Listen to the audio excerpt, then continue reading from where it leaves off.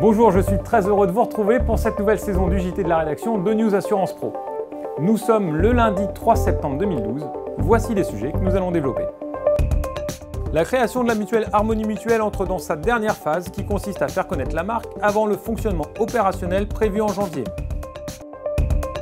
Nous reviendrons également sur la rentabilité des assureurs et notamment sur les tendances de fond, solvabilité 2 et le poids de la santé et de la prévoyance. Enfin, nous ferons le point sur les chiffres publiés ces 2 derniers mois par les assureurs, mais également sur les chiffres de l'assurance vie. La semaine passée, ce fut la première rentrée officielle pour Harmonie Mutuelle. Après des années de rapprochement, de discussion et d'harmonisation, 5 mutuelles régionales ont décidé de fusionner au sein d'une seule et même entité qui deviendra, in fine, la première mutuelle de France. Un reportage de Julie Gomme. Le 1er janvier 2013, Harmonie Mutuelle entrera dans son fonctionnement opérationnel. Pour lancer officiellement la marque, une campagne est prévue dès le début du mois de septembre. Le 30 août, François Venturini, son directeur général, et Guy Herry, son président, ont présenté à la presse la nouvelle mutuelle. L'ACP et l'autorité de la concurrence valideront le dossier au mois de décembre. En 2013, Harmonie Mutuelle sera lancée. Il faut qu'on redynamise notre capacité de développement interne, c'est-à-dire de nous développer par nos propres moyens dans un contexte concurrentiel qui est de plus en plus dur. Il faut relancer notre développement. En collectif, ça se passe bien. En individuel, voilà, comme toutes les mutuelles, on a tendance à perdre quelques petites parts de marché. Et puis en prévoyance, comme je le disais tout à l'heure, il faut passer à la vitesse supérieure, donc le développement.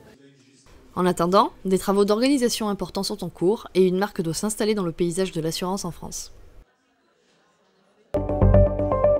Sur quel secteur se fait la rentabilité des assureurs? Celle-ci se maintient-elle ou se dégrade-t-elle?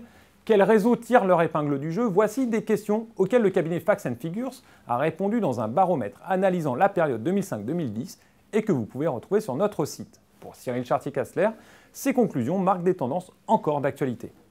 Les tendances de fond que nous avons sorties, de notre point de vue, vont rester les mêmes sur la période 2011-2012 et les années suivantes, parce qu'on est globalement pour le marché dans un contexte de préparation du passage à solvabilité 2. Donc, c'est-à-dire volonté d'optimiser le rendement des fonds propres alloués, une situation de prise de contrat par les assureurs sur la prévoyance individuelle et également sur la santé individuelle avec un petit peu de prise de position au détriment des mutuelles santé. Sur les risques d'entreprise, nous restons dans un contexte extrêmement rentable. Donc nous ne pensons pas qu'il y ait de gros changements sur 2012. Également, un élément qui va rester, c'est la moindre rentabilité financière des actifs, c'est-à-dire un équilibre économique des sociétés d'assurance qui doit reposer de plus en plus sur les fondamentaux de l'assurance, la sélection, la tarification, la surveillance, la gestion des contrats, la gestion des sinistres, et de moins en moins sur la réalisation de produits financiers ou de plus-value sur les actifs. La semaine passée, l'Association française de l'assurance a révélé les chiffres de l'assurance vie pour le mois de juillet. Pour la 2e fois seulement cette année, la collecte nette est positive, mais de 400 millions d'euros. En juillet, la FFSA et le GEMA a annoncé une collecte sur 6 mois négative de 4,7 milliards d'euros. Pour la première fois, l'AFA a d'ailleurs précisé dans son communiqué les collectes en cours des livrets A et livrets de développement durable. Une façon de rappeler la pression exercée par ces supports dans un contexte de relèvement des plafonds. Nous vous proposons maintenant de revenir sur le premier semestre de l'année pour les assureurs. Les résultats montrent une nouvelle fois la prédominance du dommage dans les chiffres d'affaires face à une collecte en épargne qui souffre. Un sujet de Lorraine Raymondi. Les résultats semestriels sont tombés cet été. À l'étranger, les résultats sont en baisse mais restent stables en France. CNP Assurance affiche un léger recul de son bénéfice net de 0,5% à 540 millions d'euros.